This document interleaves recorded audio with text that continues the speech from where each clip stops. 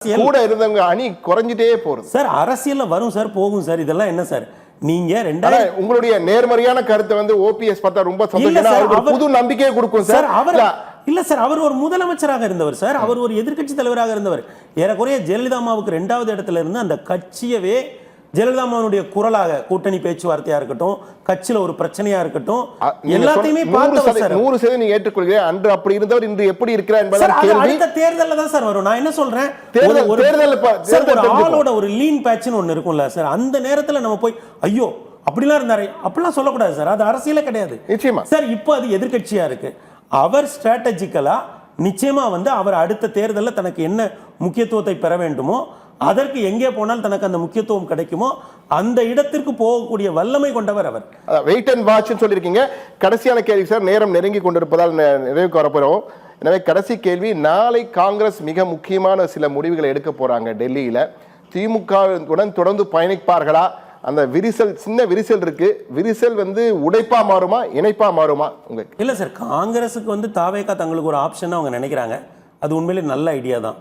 ஏன்னா அவங்களும் தமிழ்நாட்டில் ஆட்சி அதிகாரத்தை இழந்து நீண்ட காலம் ஆயிடுச்சு. இந்தியா முழுக்க ஆண்ட ஒரு பெரிய கட்சி. இந்தியா முழுக்க இன்றைக்கும் அவங்களுக்கு 20% வாக்கு இருக்குது. அதனால் அவங்க தாவேகாவை ஒரு புது ஆப்ஷனாக பார்க்கறது நல்லது தான். ஆனால் இந்த மாதிரி அவங்க வெளியேற தேவையில்லை. ஏனென்றால் இப்போ திராவிட இயக்கத்தினுடைய தலைவர்களை பற்றி ரொம்ப கடினமாக எழுதுகிறாங்க. அவங்க வெளியேறணும் அப்படின்னு நினச்சாங்கன்னா அவங்க வந்து அதை வெளியேறுவதற்கு ரொம்ப எளிதாக வெளியேறதுக்கு வழி இருக்குது. ஆனால் இதுவரை இல்லாத வகையில் இப்போ முதன்முறையாக வந்து ஒரு குழுவை போட்டிருக்காங்க. கூட்டணி கட்சிகளுடன் பேச்சுவார்த்தை நடத்தலாம் ஒரு குழு போட்டு திமுக மட்டும் பார்த்தாங்க, வேற யாரையுமே போய் பார்க்கல. ஆனால் அந்த கட்சிக்குள்ளே வந்து நம்ம திமுகலேருந்து வெளியேறி தாவேகா பக்கம் போயிடலாங்கிற குரல் வந்து வெவ்வேறு அளவில் கேட்கு. தேசிய பொறுப்பில் இருக்கவங்களும் பேசுகிறாங்க, நாடாளுமன்ற உறுப்பினர்களாக இருக்கவங்களும் பேசுகிறாங்க, கீழே கேடர்ஸாக இருக்கிறவங்களும் பேசுகிறாங்க. ஆனால் ஸ்ட்ராட்டஜிக்கலாக அது சரியான மூதான். ஏன்னா நான் என்ன நினைக்கிறேன், என்னோட தனிப்பட்ட கருத்து என்னென்னா, காங்கிரஸினுடைய பேஸ் ஓட் அப்படிங்கிறது மத சிறுபான்மையினர் ஓட்டு தான். தமிழ்நாட்டில் அவங்களுக்கு ஒரு 5% ஓட்டு இருக்குன்னு வச்சிங்கன்னா கூட அதில் பெரும்பான்மையான ஓட்டு மத சிறுபான்மையினர் ஓட்டு தான். இப்போ ஐயா விஜய்க்கு வந்து எல்லா தரப்புலேருந்துமே வாக்கு இருக்குது. அதில் குறிப்பாக மத சிறுபான்மையினர் ஓட்டு அவருக்கு நிறைய கிடைக்கிறதுக்கான வாய்ப்பு இருக்குது. அது வெவ்வேறு பாக்கெட்லேருந்து கிடைக்கிற வாக்குகளில் மத சிறுபான்மையினர் வாக்கும் ஒன்று. இப்போ இந்த சூழ்நிலையில் அவங்க திமுகவோட நெகோசியேஷன் டேபிளுக்கு போனாங்கன்னா நிச்சயமாக திமுக பழைய அளவுக்கு இடத்த கொடுப்பாங்களேன்னு எனக்கு சந்தேகம் இருக்குது. ஏன்னா இவங்களோட பேஸ் ஓட்டு மூவ் ஆகி தாவே காட்ட போகுது. இப்போ திமுகவை பொறுத்தளவில் ஸ்ட்ராட்டஜிக்கலாக என்ன நினைப்பாங்கன்னா, அவங்க 47% 43% இருக்காங்க. அப்போ நம்மகிட்டேருந்து கொஞ்சம் ஓட்டு போகலாம். ஆனால் அந்த ஓட்டு அஇஅதிமுகவுக்கு பேரக்கூடாது. அது ஐயா விஜய்க்கு போகிறத பற்றி திமுகவுக்கு பிரச்சனையே கிடையாது. நிச்சயமாக நெகோசியேஷன் டேபிளில் உட்கார்ந்தாங்கன்னா திமுக காங்கிரஸ்க்கு ஒரு நெருக்கடி தான் கொடுப்பாங்க. ஏன்னா 25 சீட்டு, அதில் ஒரு சீட்டை திரும்ப வாங்கிட்டாங்க. 24 தான் இப்போ அவங்க கிட்ட இருக்கு.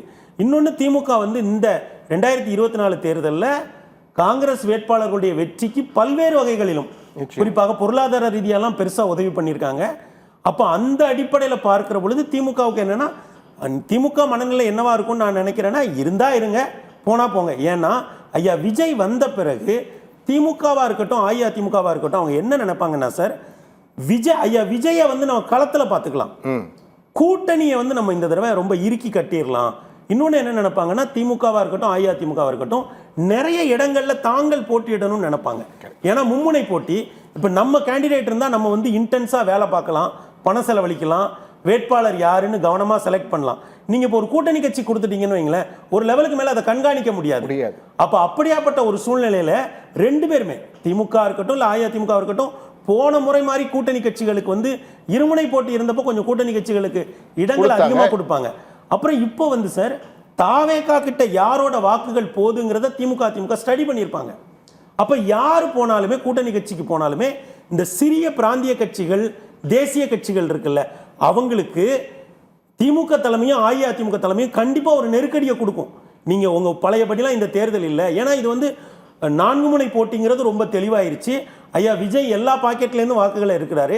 ஏற்கனவே ஐயா சீமான் 8% வாக்குகளை எடுத்திருக்காரு. அப்போ இந்த டேட்டா எல்லாமே இந்த 2 பேர்ட்டையும் இருக்கும். அப்போ அவங்க என்ன நினைப்பாங்க, நாம அதிக இடங்களில் போட்டியிடுறது தான் இந்த தேர்தலில் சரியான உத்தியாக இருக்கும்னு நினைப்பாங்க. அப்போ என்னன்னா, சிறிய கட்சிகள் எவ்வளவு சீக்கிரமாக கூட்டணிகளில் தங்களுடைய இடத்தை உறுதிப்படுத்த முடியுமோ அவ்வளோ தூரம் உறுதிப்படுத்தணும். காங்கிரஸ் தாவேகா கூட்டணி உருவாகுதோ அது ஒரு வாய்ப்பு, திமுக கூட்டணியிலே தொடர்வது இன்னொரு வாய்ப்பு. ஆனால் காங்கிரஸ் ஒரு வேலையை செய்யக்கூடாது. என்னன்னா, தாவேகாவை காட்டி காங்கிரஸ் திமுக பேரம் பேசலாம் அப்படின்னு நினைக்கக்கூடாது. அது ஸ்ட்ராட்டஜிக்கலாக பிளண்டரா மாறிடும், பேக் ஃபேர் பண்ணிடும் அது. ஆமா. இன்னொன்று, ஐயா ஸ்டாலின் வந்து இந்த கூட்டணிகளோட பலத்தில் தான் திமுக ஜெயிக்குதுங்கிற மாதிரியான விஷயங்களை வந்து ஐயா ரசிக்கிறதே இல்லை. அவர் எப்போதுமே வந்து ஒரு விஷயத்துக்கு எதிர்வினை ஆற்றவே மாட்டார், அதை செயலாக தான் காட்டுவார். அப்போ ஏன்னா அவர் மேலே வைக்க விமர்சனங்களுக்கெல்லாம் அவர் செயல்களின் மூலம் தான் பதில் சொல்லியிருக்காரு. ஆக அப்படி பார்க்கிற பொழுது காங்கிரஸ் தலைமையினுடைய மௌனம் இந்த விஷயத்தில் வந்து ரொம்ப முக்கியமானது. அதை விட முக்கியமானது, தங்களை இவ்வளவு தீவிரமாக சமூக வலைதளங்களில் இப்போ காங்கிரஸை சேர்ந்த ஒரு சில பேர் என்ன எழுதுறாங்க, அல்ற சில்ற ஐடி விங்கன்லாம் எழுதுறாங்க. அப்புறம் ஒரு சில பேர் திராவிட முன்னேற்ற கழகத்தினுடைய மூத்த தலைவர்கள்லாம் ரொம்ப போற போக்கில் எதுவும் சொல்றாங்க. இதெல்லாம் திமுக கவனிக்காம இருக்காது. ஆனா இப்போ நம்ம எதிர்வினை ஆற்ற வேண்டாம் அப்படிங்கிற ஒரு மனநிலையோட இருக்காங்க. அவங்களுக்கு தெரியும், இல்ல அவங்க தெளிவா இருக்காங்க, வெயிட் அண்ட் வாட்ச் என்ற முடிவில் தான் இருக்காங்க. நிச்சயமாக நேரம் நிறைவடைந்துவிட்டதால் மிக்க நன்றி பெருமாள் மணி.